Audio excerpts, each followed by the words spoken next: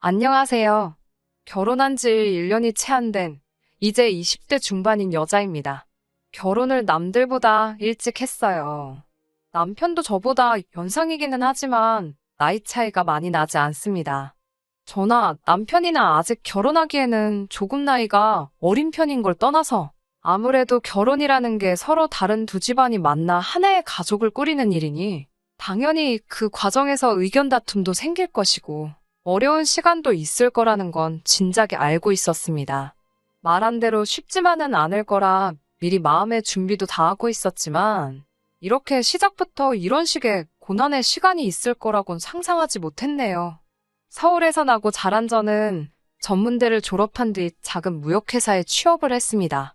부모님은 원하면 편입을 해서 4년제 대학을 도전해봐도 좋다고 하셨지만 당시 저는 공부에는 큰 미련이 없었고 하루라도 더 빨리 돈을 벌고 싶었습니다.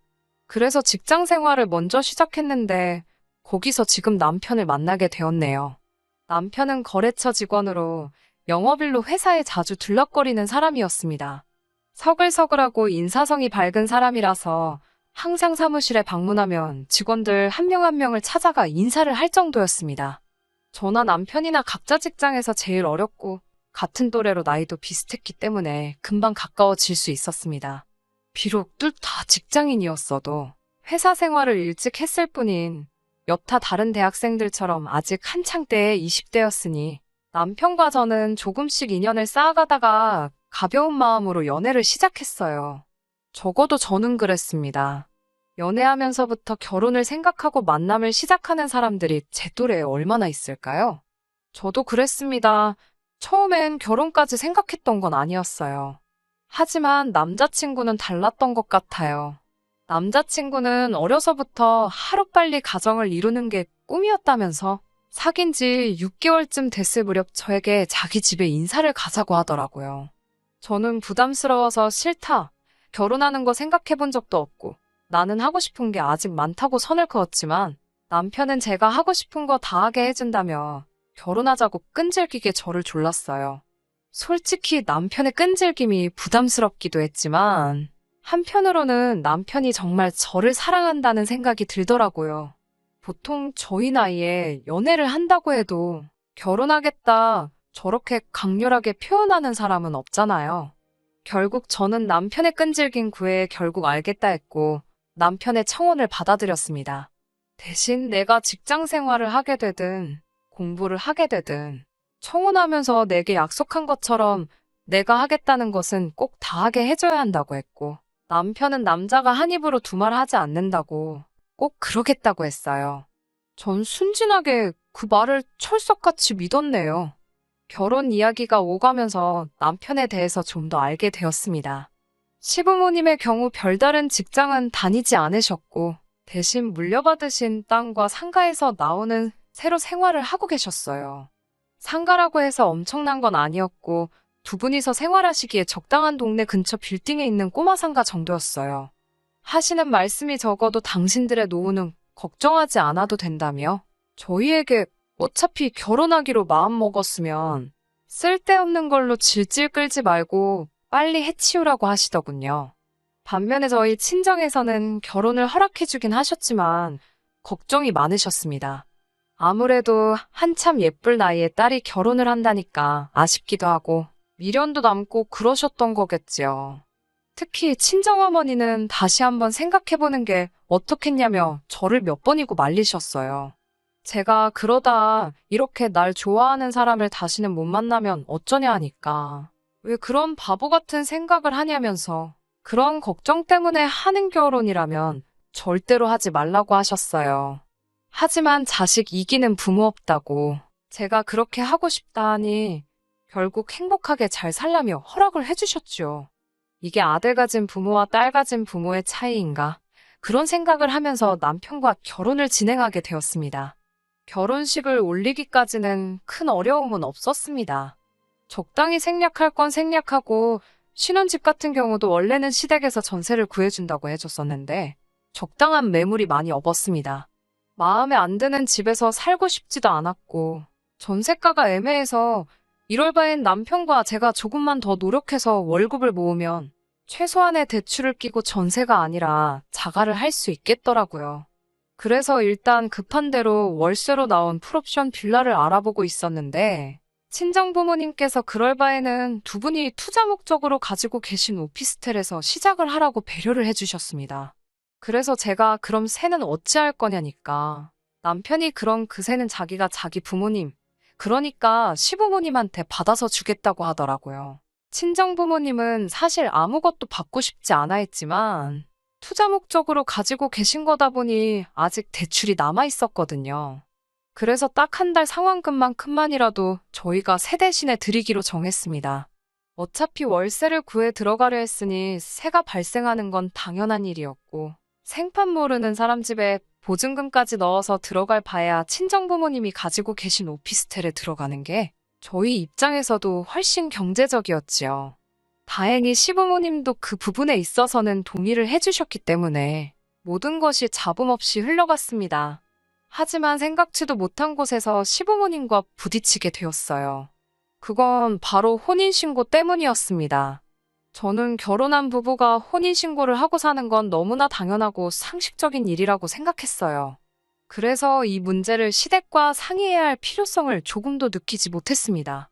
신혼여행에서 돌아오자마자 시댁에 인사를 갔을 때였어요. 무슨 이야기를 하다가 이야기가 나와서 제가 혼인신고는 여독이 풀리고 다음 주쯤 하려고 한다 말씀드렸는데, 시어머니가 깜짝 놀라면서 혼인신고는 아이를 낳기 전까지는 할 생각 하지 말라고 하시더군요. 그래서 제가 그게 무슨 말씀이세요? 라고 되물었더니 요즘 젊은 사람들이 워낙 영악하지 않냐면서 혹시 모를 상황을 대비하는 거니 저더러 이해를 해달라 하시더군요. 듣고 있는데도 그게 도저히 무슨 말인지 이해가 안 돼서 그게 대체 무슨 말씀이시냐고 재차 물었습니다. 그러자 시어머니가 답답하다는 듯이 혼인신고까지 했는데 제가 애도 안 낳고 있다가 이혼한다고 위자료 내놓으라고 하면 자기 아들, 그러니까 제 남편이 쪽박 차지 않겠냐는 거예요. 다 소중한 자기 아들 지키기 위함이니 저보고 이해하라고 말을 하시더군요. 어떻게 갓 결혼한 애들을 앞에 두고 이제 막 신혼여행 마치고 왔는데 저런 생각을 하실 수가 있고 그걸 또 그 앞에서 대놓고 말씀하실 수 있는지 이해가 안 되더라고요. 제가 남편에게 혹시 당신도 그렇게 생각하냐고, 내가 진짜 위자료 생각해서 결혼한 거라 생각하냐니까. 부모님은 다 우리를 걱정해서 그러시는 거라며 그냥 부모님 말씀대로 하자고 하더군요. 남편은 우리들 걱정을 해주신다고 포장했지만 그게 어딜 봐서 우리들 걱정을 해주시는 건가요? 아무리 아기가 없었다지만 누가 들어도 제가 마치 남편 집안 재산이나 위자료를 노리고 결혼한 사람처럼 들렸을 거예요. 자기 아들이 피해자고 제가 나쁜 사람인 걸 깔고 말한 거잖아요. 이런 황당한 경우는 처음이라서 벙쪄 있으니까 시어머니는 대신에 제가 1년 안에 아이를 가지게 된다면 자기들이 가지고 있는 땅도 주고 혼인신고도 하게 해준다는 거예요. 대를 이어주면 섭섭하게 하지는 않겠다. 하지만 애를 갖기 전까지는 저를 가족으로 인정하지 않겠다. 뭐 이런 건가요? 적어도 저한테는 그렇게 들리더군요. 솔직히 그때 지금이라도 이 결혼 엎어야 되는 거 아닌가 생각했지만 부모님이 하지 말라는 결혼 우겨서 한 거에 대한 부끄러움도 있었고 친구들 얼굴은 어떻게 보나 싶고 복잡하더라고요. 신혼여행 다녀오자마자 이혼을 결심할 용기는 선뜻 나지 않았어요. 하지만 적어도 남편이 저를 사랑해서 청혼을 했고 저도 그런 남편이 좋아 결혼을 했다는 사실은 변함이 없고 어차피 결혼하자마자는 아니었지만 이제 결혼을 했으니 언젠가는 아이를 가질 계획이 있었으니 그 계획을 조금 일찍 앞당겼다고 생각하자. 그러면 된다. 그냥 그렇게 단순하게 생각하려고 노력했습니다. 자기 합리화이긴 하지만 어떻게든 친정부모님을 비롯한 가족과 친구들에게 내 선택이 옳았음을, 그래서 내가 잘 살고 있음을 보여주고 싶었으니까요. 하지만 시부모님은 정말 인내심이라곤 하나도 없는 분들이셨습니다. 결혼한 지 한 달밖에 안 된 저희에게 애는 그래서 언제 가질 거냐고 걸핏하며 물어보셨습니다. 하루 만에 다시 만나건 일주일 만에 만나건 인사 같은 건 하지도 않으셨어요. 아니, 오히려 애는 생겼냐고 물어보시는 게 시부모님들의 인사 방식이라고 느껴질 정도였어요. 저더러 이번 달에는 몸이 어떻냐? 아무런 낌새가 없냐? 그런 질문을 대수롭지 않게 시도 때도 없이 하셨어요. 친척분들 만나는 자리에서도 날짜를 보시곤 애 들어서는 날이면 이런 모임에 억지로 와 있을 필요 없다고 얼른 집에 들어가서 아이나 만들라는 식으로 대답하기 곤란한 것들도 서스럼없이 물어보시기도 하셨고요. 남편은 시부모님이 그러실 때마다 그러지 마시라고 제 편에 서서 말리기는 했지만 시부모님을 이겨먹을 만큼의 성격은 못 되었습니다. 정말 하루하루 지친다는 말고는 표현할 길이 없었어요. 솔직히 억울한 마음도 들었습니다. 저도 남편도 한참 젊었고 아이를 가지려고 노력을 그렇게 하는데도 왜 안 생기는 건지 속상하고 답답했어요. 그러다 얼마 전 정말 생각도 못한 일이 벌어졌습니다. 시어머니는 어디서 듣고 오셨는지 저희 부부에게 시험관은 어떠냐고 물어보시더군요. 제가 그 이야기를 친정어머니께 전하니 저희 집안에서도 난리가 났습니다. 알아보니 시험관이 그렇게 정신적으로도 육체적으로도 고생스러운 과정이라고 하던데 왜 그렇게까지 제가 제 몸을 혹사시키면서 애를 가져야 하나 싶더라고요. 제가 남편한테 전 죽어도 그렇게까지 아이를 갖고 싶지는 않다고 완강하게 나섰습니다. 친정에서도 무슨 손자 못 봐서 환장한 집안도 아니고 아직도 30 되려면 한참 어른 애한테 그게 제정신으로 하는 소리냐며 뭐하러 그런 걸 참고 사냐고 저더러 당장 헤어지라고 하시더군요. 그런 와중에도 남편은 시부모님 앞에서 우물쭈물 뭐라고 제대로 말도 못하고 제 눈치만 살살 보면서 그 시험관이라는 거 그냥 한 번 시도라도 해보면 안 되겠냐고 그러더군요. 그런 남편을 보면서 정신이 확 들었습니다. 제가 20대 중반이고 앞으로 갈 길이 구만리인데 이런 남자를 믿고 어떻게 사나 싶더라고요. 게다가 시부모님은 저더러 왜 시험관 시술을 피하는 거냐면서 또 혹시 무슨 하자 있어서 그러는 거 아니냐고 저한테 혹시 문제가 있는 거냐며 저를 추궁하시더군요. 제가 무슨 물건도 아니고 사람을 앞에 두고 하자가 있네 없네 운운하시니 헤어질 때 헤어지더라도 제가 문제가 없다는 건 알려드려야 직성이 풀리겠더군요. 저는 시부모님에게 저는 이 남자랑 이혼할 작정이지만 저한테 말도 안 되는 허물을 뒤집어 씌우시는 건 용납할 수가 없다고 다 같이 병원에 가자고 했습니다. 시부모님은 저더러 만약에 제가 무슨 문제 있는 몸이면 저를 사기 결혼으로 고소할 거라고 난리를 치더군요. 저는 20살이 넘어서부터 매년 건강검진은 물론 산부인과도 꼬박꼬박 다니고 있었기 때문에 저한테 아무런 문제가 없다는 확신이 있었습니다. 그래서 두 사람 말에 좋다고 대신 남편한테 문제 있는 거면 저도 가만히 있지 않을 거라고 했어요. 병원에서 갖가지 검사 끝에 나온 결과는 놀라운 정도가 아니라 충격 그 이상이었습니다. 남편은 평생 아기를 가질 수 없는 몸이었습니다. 이미 정은 떨어질 대로 떨어진 마당에 남편 몸까지 그렇다니까 속된 말로 정내미가 뚝 떨어지더라고요. 시부모님도 그 결과를 듣고는 사색이 되어 저를 쳐다봤습니다. 저는 걱정 마시라고 위자료 내놓으란 소리는 안 한다고 말씀드렸어요. 시부모님 덕분에 혼인신고도 안 했으니까 이혼이니 뭐니 귀찮은 절차도 겪을 필요가 없어서 다행이다 싶었어요. 어차피 이렇게 됐을 거 신혼여행 다녀온 거 그냥 애인과 해외여행 다녀온 셈치고 시부모님이 애 낳기 전까진 혼인신고 못 해준다는 말 꺼내셨을 때 이혼을 했어야 하는 건데 그놈의 정 때문에 괜히 참았다는 생각이 들더라고요. 위자료야 그냥 몇 달 친정부모님 대신에 월세로 대출금 갚아준 거 받은 셈 치면 되겠지만 허송세월 낭비한 시간은 돌아오지 않기 때문에 아깝다는 생각도 들었습니다. 그래도 덕분에 혼인신고를 안 올렸어서 이혼녀딱지는 면하게 되었으니 어떻게 보면 조금 감사해야 할 일일까요? 하지만 그때부터 시부모님이 태도를 싹 바꾸시곤 저한테 매달리시더군요. 애시당초 둘이 사랑해서 한 결혼인데 어떻게 남편이 아프다고 아내가 남편을 떠날 수 있냐면서 부부의 연이 그렇게 쉽게 끊어지는 게 아니라나요. 그래서 제가 언제 저희를 부부로 인정이나 해주셨냐고 따졌어요. 그리고 그게 재구실을 못하는 게 왜 아픈 거냐고. 씨 없는 수박이나 씨 있는 수박이나 둘 다 똑같은 수박 아니냐. 멀쩡한 어머님 아들 환자 만들지 말라고 했어요. 시부모님이 그러지 말고 지금이라도 우리 가족 넷이서 오순도순 행복하게 살자 그랬어요. 자기들도 자기 아들이 저래가지고 어떤 여자가 시집 오겠나 싶었던 거겠죠.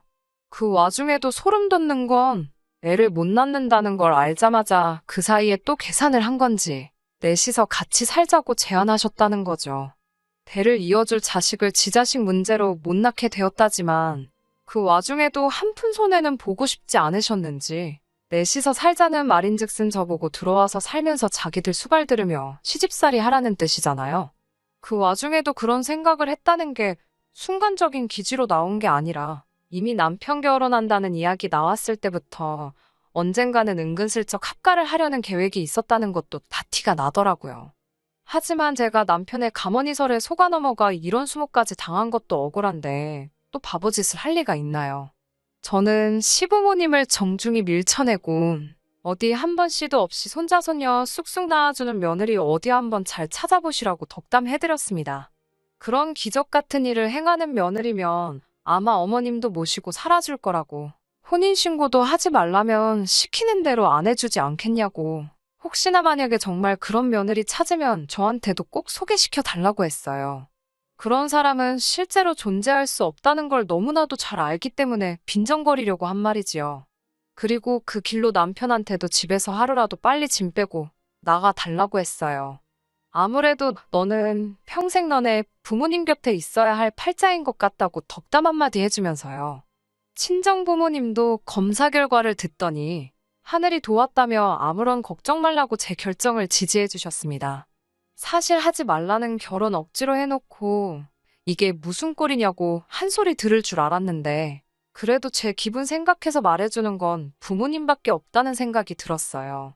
남편에게는 지금도 자기가 너무 철이 없었다면서 자기한테 기회를 한 번만 더 주면 죽을 때까지 시부모님을 보지 말라면 안 보고도 살겠다며 제발 돌아와 달라고 하더군요.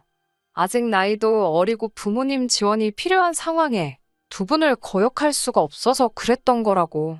하지만 이제는 다르다고 180도 변한 자기 모습을 보여주겠다고 호언장담을 하더라고요. 한때 사랑했던 사람이니 불쌍한 마음이 드는 건 사실이지만 흙탕물인 걸 알면서 제가 그걸 왜 또 마시겠어요.